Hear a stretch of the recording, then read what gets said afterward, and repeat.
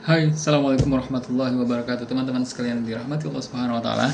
Kembali lagi bersama saya Arifin Al-Fatih, dan hari ini sebagaimana biasanya kita akan kembali membahas sebuah buku yang sebelumnya sudah pernah kita bahas dan kita kaji beberapa kali, dan hari ini kita tetap akan masuk pada topik pembahasan kita, yaitu mengenai studi dasar-dasar pemikiran Islam. Nah, dan kali ini teman-teman sekalian kita sudah masuk pada pembahasan mengenai di mana ya?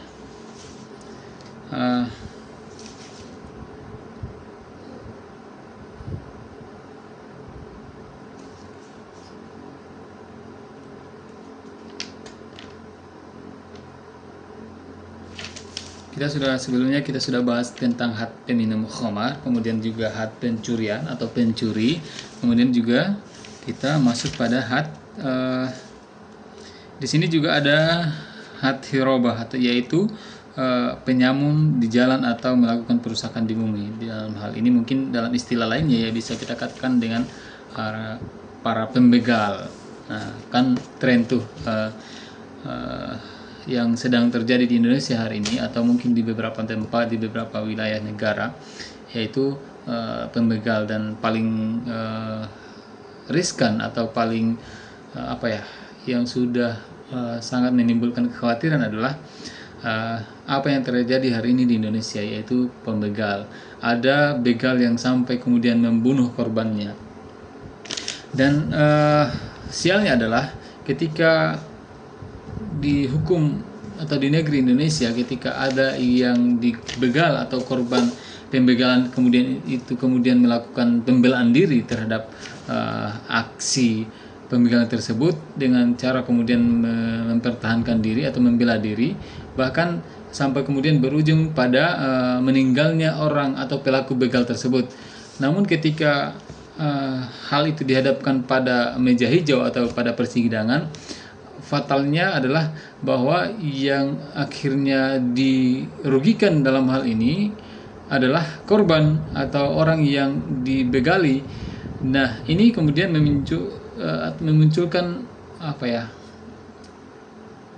rasa ketidakadilan dalam hal penerapan hukum di Indonesia. Bagaimana bisa kemudian orang yang dibegal lalu kemudian ia mempertahankan hartanya, bahkan mungkin nyawanya pada saat itu, dengan membela diri, dan berakibat pada terbunuhnya orang yang melakukan aktivitas pembegalan tersebut, lalu kemudian ia justru dihukumi bersalah. Nah, inilah yang kemudian menjadi wacana kita pada hari ini untuk membahas salah satu had dari aktivitas pembegalan atau hukum bagi para pembegal.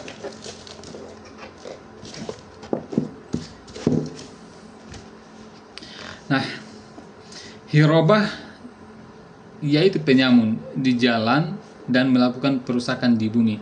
Dalam hal ini ada dua bagian, yaitu bugot, pembangkang terhadap negara, kemudian juga qutta at-turuq, pengompas di jalan. Label bugot dilekatkan kepada mereka yang keluar dari daulah Islamiyah dan mereka yang memiliki kekuatan untuk melakukan hal tersebut, yaitu dengan berupa angkatan bersenjata atau bersenjata, yaitu mereka yang melawan negara dan menggunakan senjata serta menyatakan perang atas negara. Cara pemecahan terhadap mereka yaitu khalifah mengutus seorang untuk berunding dengan mereka. Jika mereka insaf, maka mereka dibiarkan, diampuni atau dibebaskan. Akan tetapi jika tidak, maka diperangi untuk diberi pelajaran dan menaklukkan mereka sampai mereka tunduk. Jika ada salah seorang di antara mereka yang membangkang, maka ia akan dipenjara. Mereka diperlakukan sebagai orang yang berdosa, bukan sebagai tawanan perang. Allah Subhanahu wa taala berfirman, jika ada dua golongan dari orang-orang yang ingin berperang, maka damaikanlah di antara keduanya. Jika salah satu dari golongan itu berbuat aniaya terhadap yang lain, maka perangilah golongan yang berbuat aniaya itu hingga golongan itu kembali kepada perintah Allah Subhanahu wa taala. Al-Hujurat ayat 9. Jadi di sini teman-teman sekalian, hirobah itu dibagi kepada dua objek dua subjek hukum, yaitu di sini sebagai bughot atau pembangkang, pemberontak untuk melawan negara. Kemudian yang kedua yaitu pembegal. Nah, bughot di sini adalah orang-orang yang melakukan aktivitas pemberontakan atau melakukan aktivitas melawan negara. Dalam hal ini mereka mungkin saja tidak mengakui atau tidak mau menuruti hukum-hukum yang ada di dalam sistem pemerintahan atau di dalam wilayah yang mereka tinggali, dengan cara mereka melakukan aktivitas perlawanan, entah itu melakukan perlawanan dengan cara membuat kerusakan atau kemudian juga dengan cara kekerasan yang lain dengan menggunakan senjata tajam, senjata api dan lain sebagainya. Nah, hukum bagi mereka ini adalah yang pertama sebagaimana firman Allah tadi, bahwa yang pertama mereka akan diajak untuk berdiskusi dulu, atau dalam hal ini untuk bernegosiasi, berunding. Kemudian mereka disampaikan agar mereka kembali kepada pemerintahan Islam, atau mereka kemudian kembali tunduk pada aturan-aturan yang mengikat mereka dalam wilayah tersebut, berupa aturan-aturan sesuai dengan syariat Islam atau aturan hukum-hukum Islam. Dan kemudian mereka diharapkan agar kemudian mereka tunduk dan tidak lagi melakukan aktivitas pemberontakan tersebut. Namun ketika mereka tidak mengindahkan perintah tersebut atau tidak mau menuruti perundingan tersebut dan tidak mau tunduk pada sistem atau negara Islam dalam hal ini, maka mereka akan diperangi sampai kemudian mereka benar-benar mau tunduk. Dan kemudian yaitu adapun label pembegal, Quta'a at-turuq, disematkan kepada mereka yang merampas harta manusia di jalan-jalan umum dengan kekuatan senjata dan penyerangan. Sanksi uqubat atau Quta'a at-turuq adalah sebagaimana firman Allah Subhanahu wa taala, sesungguhnya balasan terhadap orang-orang yang memerangi Allah dan Rasul-Nya dan membuat kerusakan di muka bumi, bahwa mereka dibunuh atau disalib atau dipotong tangan dan kaki mereka dengan berselang-seling, atau dibuang dari bumi itu, diusir dari negerinya. Nah, ini sangat jelas sekali teman-teman sekalian, hukum bagi para pembegal. Yang pertama, sebagaimana firman Allah Subhanahu wa taala adalah ada prasyarat ketika seseorang itu dikatakan sebagai pembegal. Ayat umum yang disampaikan oleh Allah Subhanahu wa taala adalah mereka yang membuat kerusakan di muka bumi. Kemudian dalam kajian fikih kemudian dijelaskan secara lebih detail lagi bahwa mereka para pembegal adalah mereka-mereka yang merampas harta dan hak orang di jalan dengan menggunakan kekerasan, menggunakan senjata dan lain sebagainya. Nah, mereka inilah kemudian yang akan dicap sebagai para pembegal, dan sanksi bagi mereka adalah yang pertama dibunuh, hukuman paling tertinggi, atau kemudian dipotong tangannya, atau kemudian dipotong kakinya secara berselang-seling. Yang pertama, ketika katakanlah dia melakukan aktivitas pembegalan, kemudian ditangkap dan terbukti bahwa dia adalah pembegal, maka yang pertama kali adalah ia akan dipotong tangan kanannya. Nah, setelah kemudian dipotong tangan kanannya, maka ia dikatakan sebagai orang yang telah diberikan ukubat atau sanksi sebagaimana sanksi pencurian. Nah, setelah itu kemudian ia dilepaskan lagi.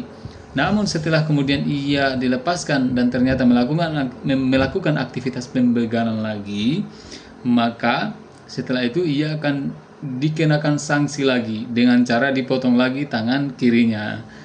Dan ketika ia setelah bebas lagi dan melakukan aktivitas pembegalan lagi, maka akan dipotong lagi kaki sebelah kanannya, dan begitu seterusnya sampai kemudian ia betul-betul mau bertobat. Kalau kemudian ia melakukan aktivitas pembegalan itu secara terus-menerus tanpa ia berhenti bertaubat, maka akan dipotong tangan kanannya. Dan paling ujung adalah ia akan paling akhir dari hukuman ukubat bagi para pembegal itu adalah dengan cara dibunuh.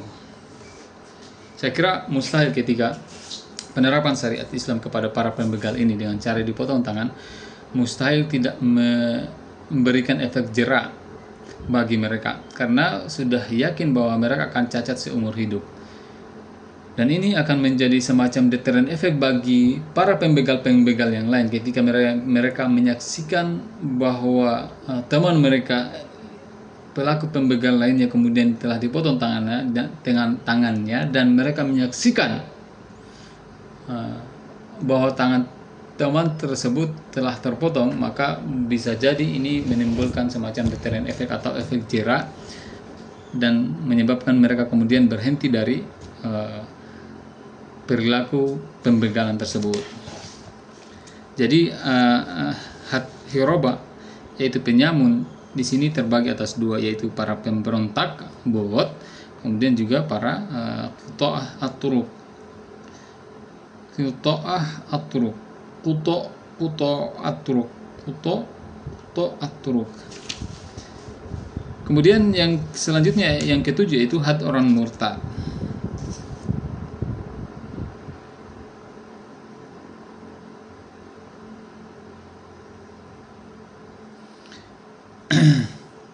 Murtad adalah, di sini dijelaskan dulu definisi dari murtad. Murtad adalah keluarnya seorang muslim dari Islam dan beralih kepada kekufuran. Kafirnya seorang muslim disebabkan 4 hal. Yang pertama yaitu dengan keyakinannya, misalnya keyakinan bahwa Al-Quran bukan kalam Allah, kemudian juga dengan ragu-ragu, disyak, misalnya ragu-ragu bahwa Allah adalah Esa, kemudian dengan perkataan bil qaul, misalnya berkata bahwa Isa adalah anak Allah, kemudian juga dengan perbuatan bil fi'il, misalnya sujud pada patung. Nah, orang murtad, teman-teman sekalian, di sini didefinisikan adalah keluarnya seorang muslim dari Islam dan beralih kepada kekufuran.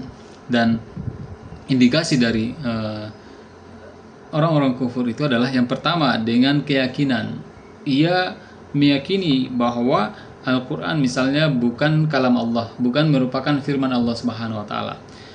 Dari pernyataan ini saja, bahkan mungkin dalam bentuk keyakinan, pemikiran saja, dan ia meyakini, menyatakan dengan perkataannya bahwa Al-Quran itu bukan merupakan kalam Allah, bukan merupakan firman Allah Subhanahu wa Ta'ala, ini sudah bisa dinyatakan sebagai jatuh pada derajat kekufuran, yaitu murtad, keluar dari Islam. Meskipun mungkin ia tidak mengatakan bahwa ia secara yakin atau dengan berkata bahwa ia telah keluar dari Islam, mengaku bahwa ia bukan lagi seorang Islam, tapi meskipun hanya dengan bentuk pemikiran bahwa ia mengatakan, meskipun hanya dengan dalam bentuk pemikiran, dengan menyatakan bahwa Al-Quran bukan merupakan firman Allah, bukan merupakan kalam Allah Subhanahu wa Ta'ala, hal tersebut telah jatuh pada kekufuran dan ia dinyatakan sebagai orang-orang yang telah keluar dari Islam atau murtad. Kemudian yang kedua, dengan ragu-ragu, bisyak, misalnya ragu-ragu bahwa Allah adalah Esa. Bahkan teman-teman sekalian, dengan keraguan sekalipun mengatakan bahwa apakah mungkin bahwa Allah Subhanahu wa Ta'ala adalah Esa? Apakah benar bahwa Allah Subhanahu wa Ta'ala itu adalah Tuhan yang wajib disembah? Apakah benar Tuhan di dalam Islam itu ada? Maka keraguan-keraguan ini kemudian dapat menjerumuskan kita ke dalam perilaku murtad.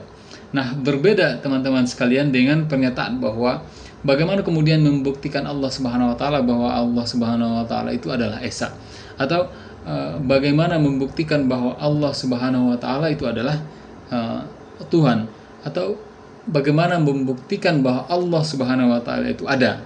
Ini adalah pernyataan teoritis yang membutuhkan pembuktian. Bukan berarti kita tidak yakin bahwa Allah itu ada, tapi ia perlu diuji dahulu bahwa Allah itu ada. Kita sudah meyakini dengan keyakinan yang pasti bahwa Allah itu ada, tetapi harus ada pembuktian terlebih dahulu. Bukan membuktikan bahwa Allah itu ada untuk menambah keyakinan kita, tetapi untuk memberikan keyakinan kepada orang lain yang belum meyakini, belum meyakini atau belum 100% yakin bahwa Allah itu wujud, Allah itu ada, dan Allah itu adalah Tuhannya orang-orang Islam. Nah, ini dua hal yang berbeda. Ada yang meragukan keberadaan Allah Subhanahu wa taala dalam artian bahwa benar-benar meragukan keberadaan Allah Subhanahu wa taala. Ada pula orang-orang yang telah meyakini bahwa Allah itu ada, tapi mereka perlu untuk membuktikan atau merealisasikan keberadaan Allah Subhanahu wa taala itu untuk membuktikan keberadaan Allah Subhanahu wa taala itu agar orang lain kemudian meyakini bahwa benar Allah itu ada. Maka kita perlu hati-hati teman-teman sekalian bahwa ketika kita misalnya mengkaji pemikiran-pemikiran filsafat atau kemudian pemikiran-pemikiran Eropa yang kemudian meragukan keberadaan Allah Subhanahu wa taala, kita perlu berhati-hati jangan sampai kemudian kita jatuh pada derajat kekufuran, karena dengan mengatakan bahwa Allah Subhanahu wa taala tidak ada sepenuh hati lalu kemudian tanpa pembuktian yang pasti, maka ini kita bisa jatuh pada derajat kekufuran. Kita bisa terjatuh pada kekufuran. Bahkan bisa dinyatakan sebagai orang-orang yang murtad atau keluar dari Islam. Dan had bisa saja jatuh kepada mereka ketika mereka hidup dalam sistem atau pemerintahan di dalam Islam. Kemudian juga selanjutnya adalah dengan perkataan. Murtad dalam perkataan. Murtad disebabkan oleh perkataan mereka. Misalnya bahwa mereka berkata bahwa Isa adalah anak Allah. Jadi sudah dijelaskan secara qat'i di dalam Al-Quran bahwa Allah itu tidak beranak dan tidak pula diperanakan. Lam yalid walam yulad. Tidak beranak dan tidak pula diperanakan. Ia Allah itu tidak lahir dan tidak pula dilahirkan. Sederhananya begitu ayat Al-Ikhlas tersebut. Dan ketika ada orang yang mengatakan dengan pernyataan kesungguhan bahwa Isa itu adalah anak Allah, maka mereka bisa saja jatuh kepada derajat kekufuran, atau mereka bisa dihukumi sebagai orang-orang yang telah murtad, telah keluar dari Islam karena tidak meyakini Allah Subhanahu wa taala sebagai satu-satunya Tuhan yang tidak beranak dan tidak pula diperanakkan. Sebab surat Al-Ikhlas pun itu kemudian telah menegaskan dengan pasti bahwa Allah itu tidak memiliki anak, bahkan Allah itu tidak dilahirkan atau tidak beranak pinak. Sehingga pernyataan bahwa Isa adalah anak Allah Subhanahu wa taala itu merupakan pernyataan yang bisa membawa seseorang muslim jatuh pada kekufuran atau murtad. Kemudian dengan perbuatan, dan ini adalah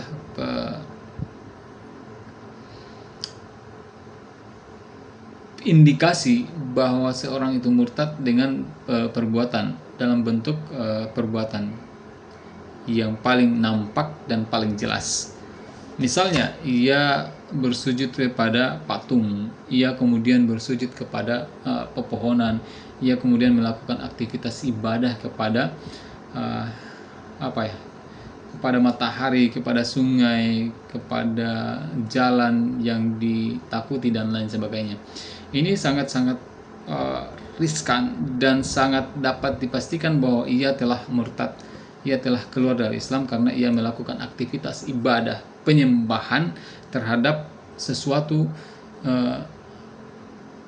yang merupakan makhluk Allah Subhanahu wa taala, bukan kepada Allah Subhanahu wa taala. Ia tidak beribadah kepada Allah Subhanahu wa taala, tapi justru kepada makhluk yang telah diciptakan oleh Allah Subhanahu wa taala berupa pohon, berupa patung, berupa matahari dan lain sebagainya.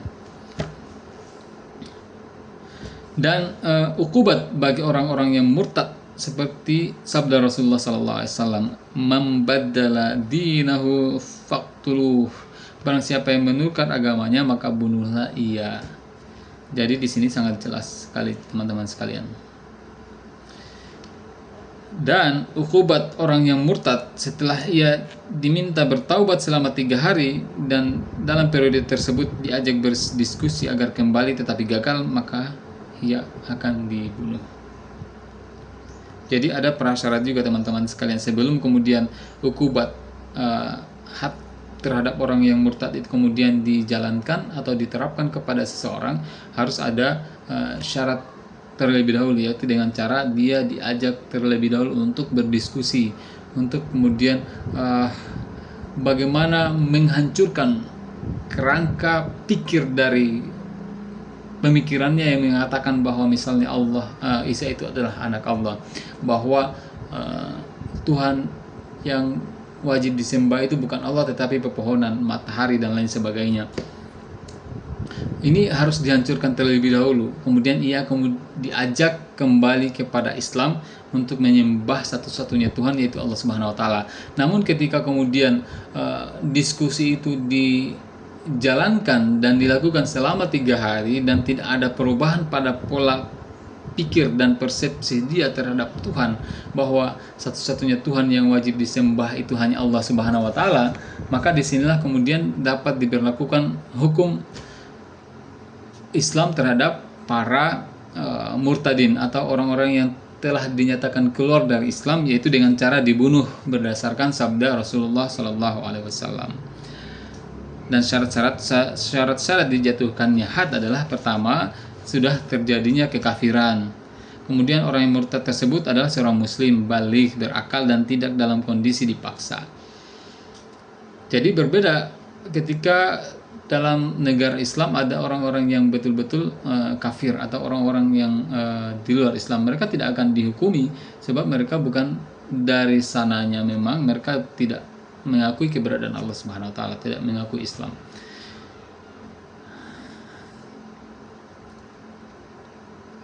Kemudian selanjutnya yaitu aturan pasca pembunuhan. Jadi di sini dijelaskan lagi teman-teman sekalian bahwa jika ada orang murtad dibunuh, maka ia tidak dimandikan, tidak disolatkan, tidak dikuburkan di pekuburan umat Islam, dan tidak diwariskan, tidak mewariskan harta yang ditinggalkan diserahkan untuk kas negara. Nah, di sini teman-teman sekalian jelas disampaikan bahwa setelah kemudian murtadin ini dibunuh atau orang-orang yang keluar dari Islam atau murtad ini dibunuh, maka ia tidak akan dimandikan sebagaimana cara umat Islam memandikan orang-orang meninggal, cara muslim diurus jenazahnya. Kemudian juga ia tidak akan disolatkan sebab ia sudah dinyatakan sebagai orang-orang yang murtad, kafir, keluar dari Islam. Kemudian juga ia tidak akan diurus sebagaimana cara pengurusan jenazah seorang muslim. Ia juga tidak akan dikuburkan di tempat pekuburan orang-orang muslim dan tidak akan diurus atau dilayani sebagaimana orang-orang Islam mengurus orang-orang yang telah meninggal. Kemudian juga ia tidak mewariskan harta, bahwa ketika misalnya katakanlah ia meninggal dan memiliki harta, maka harta tersebut akan diambil atau ditarik oleh negara, kemudian akan dikembalikan pada negara, dikelola oleh negara. Nah, saya kira teman-teman sekalian, saya sampai di sini dulu pembahasan kita. Nanti insya Allah kita akan bahas lagi mengenai qisas atau jinayat.